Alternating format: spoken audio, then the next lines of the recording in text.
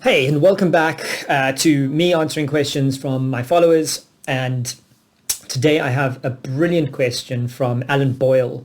I'm going to read it to you and then let's get into the answer. So Alan asks, when you start a business or side hustle, you need to develop opinions about your product or service, which can divide people. How do you deal with negative or critical feedback, especially that online?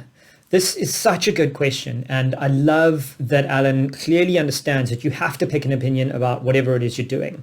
And the negative feedback is just obviously the most intense. And in the world of online, it's the trolls who speak first and the trolls who speak the loudest, and the ones with negative opinions who are always going to bubble up just like shit. And that's just the way the internet is. So the first thing is you need to develop a thick skin. You need to be able to recognize people who are giving you genuinely critical but helpful feedback and people who are just naysayers. And the easiest and most obvious advice here is ignore those people. But the slightly more complicated point here is you should be polarizing people. You should be dividing people. If you are trying to appeal to everyone, then the chances are you're going to appeal to no one. And mediocrity is just not somewhere where you want to live. When I was building out my fashion company, we did a lot of research on pricing and placement of your product and positioning. And the one thing that I learned over 7 years of building this product is you never want to be in the middle. You want to be really, really high premium or really, really cheap and mass appeal. But if you're in the middle, you get trumped by both of those things. So it's the same with this opinion of your product or service or direction and positioning.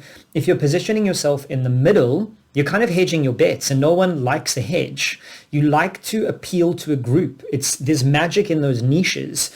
And it's the people, when you get the negative feedback, that you go, oh, I'm onto something. Because for every person who absolutely hates the thing that you're doing, there is more than likely a person who loves the thing that you're doing. And that's a good sign. So in terms of how do you deal with them, I've evolved my thinking on this. I used to respond in a helpful way, as nonplussed as possible, but I've actually changed that opinion. Right now, if you are negative, mean, dismissive, arrogant, cocky, if you're a prick, if you're an asshole, I just don't engage. And if you continue, I actually will block you. If you continue, then I will report you and carry on from there. There is no place in the world for mean, harmful negativity. There absolutely is a place for critical feedback that is useful, that you can build on. So you should seek out those people, because usually the ones who are critical with a very good critical eye are the ones who are going to help you improve your products. And it's often early adopters who are going to do those things. They're going to dive in, pay you, and then hammer you because they want your service or product to be better. Those are the people you should be looking for.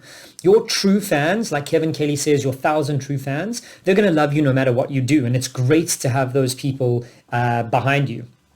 But you can't only listen to the 1,000 true fans, because then everything you do will seem amazing. And that's just not true. That's not how you make yourself better. So in terms of dealing with the critical, I would say if they don't like it, tell them to go find someone that they do like, because the internet is a big place. And that is genuinely my view right now. If you don't like what I have to say, that's cool. It's not for you then. If you don't appreciate my product or service, go find a product or service that you do. But taking time out of your day to ruin my day, to ruin the thing that I'm pouring my body and soul into, is just mean. And I don't think that there is any place for meanness. Your brain can't actually cope with all of this negativity on top of managing a business or service or product, trying to sell it and market it and do all the positive things. And as humans, we tend to focus on the negative and find that one person who said something bad and just blow it up in our brain that it's everyone.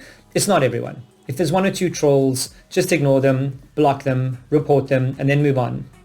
That is how I would deal with severely mean, negative, or non-constructive criticism. But you should be seeking out constructive criticism. I hope that that was useful.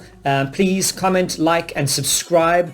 Add your questions into the comments, or find me online and send me your questions. Add me on LinkedIn and I will definitely take your questions there.